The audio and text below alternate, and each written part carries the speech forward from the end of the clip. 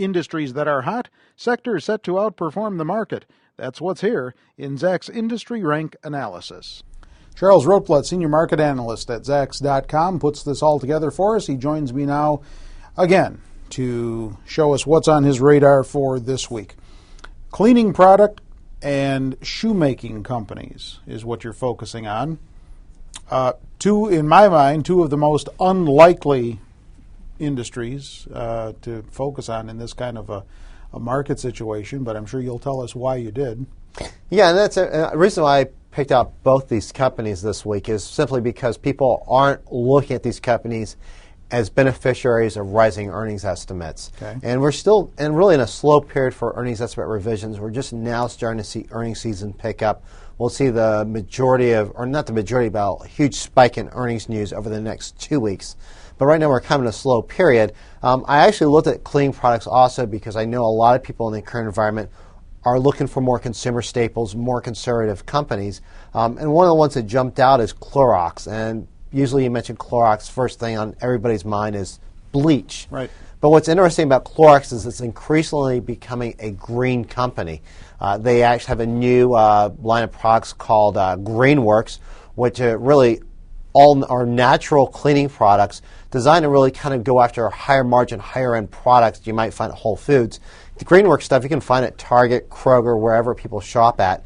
I use that at home, works great, but it's less damaging to the environment than the traditional products. They also acquired Burts Bees. I believe it was last year they made acquisition. Burts Bee makes natural hair care and skin care products. From bees' honey? Right? Not from bees' honey. I mean, some of the products are actually, but the whole thing is just that's just all natural. It's shampoos, it's lotions.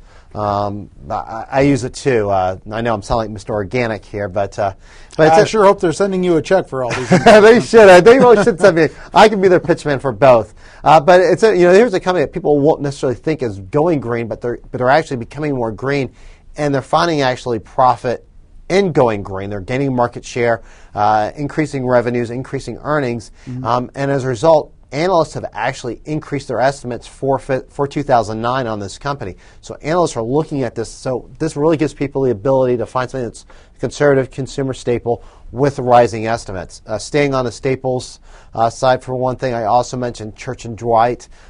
Again, something that people would perceive as a conservative company, has paid dividends for something like 40 years. And this is a Zacks #1 ranked stock. Again, we're seeing for 2009 earnings estimates being revised higher. And in a slowing economy, people will cut back on a lot of stuff, but keeping themselves and keeping their house clean is not something people are willing to cut back on. And Church & Dwight is another company that makes soaps and cleaning products. Yeah, it's in the same category. And I also give mention to Zapp, who recently reported actually on Tuesday, right, October 13th. And they, sorry, my date's a little screwed up there. And they actually could have been the 14th, but they in that neighborhood. In that neighborhood. Don't have the calendar in front of me, but they just actually beat earnings estimates. So we are actually seeing these consumer staples, companies that are actually doing well on the earnings front, and companies that analysts are becoming more optimistic on. All right, so when you say cleaning products companies, then that's just another subgroup of the consumer staples. Yeah, the broad consumer staples, correct. Okay. Shoemakers. Now, I'm guessing this is not the guy that I pass in the train station on the way out every day. It's not, and it's interesting. I talk about Deckers this week, and Deckers came out, basically raised their sales guidance, implied their earnings would be better than expected. The majority of analysts raised their earnings estimates, and what's interesting about Deckers is the majority of the revenues come from Uggs. Those are the suede-like boots. The boots sell for $150 to $200. Their clogs are still $100. So these are higher end shoes, and the type of product you would really expect to suffer in this economic environment. But according to the CEO, retailers claim UGG is one of their best-selling brands. So despite the slowing economy, people are continuing to spend on these shoes. It defies logic. I can't explain why, other than people are fearful about this winter being numbing, as the Farmer's Almanac warns, but they're doing well. The other company I highlighted is Nike. Nike actually said that orders for the period of September through January are going to be higher than last year. They're getting a big boost in China because of the Olympics. They did a lot of marketing in there, but analysts have responded to that as well with higher earnings forecasts. See, I can understand the consumer staples segment, but I find this kind of interesting because I would have thought that in an economy like we're in, the trendy stuff would have been the first stuff to get put aside.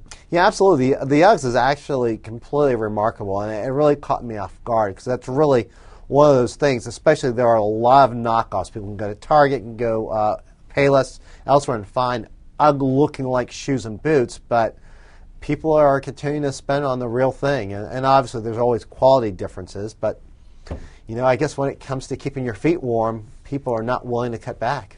Well, I will count on you then to kind of keep us updated on these different esoteric industries as we go forward that people might be overlooking but still might find some profit in this current market environment. Do you or does anyone in your household own any of those stocks that you mentioned in this piece? I endorse some products, those stocks. No, I do not own any of the stocks I mentioned. All right. The text version of Charles' entire industry rank commentary may be viewed online, linked to right off of our homepage at Zacks.com. With Charles Rotblatt, I'm Terry Ruffalo.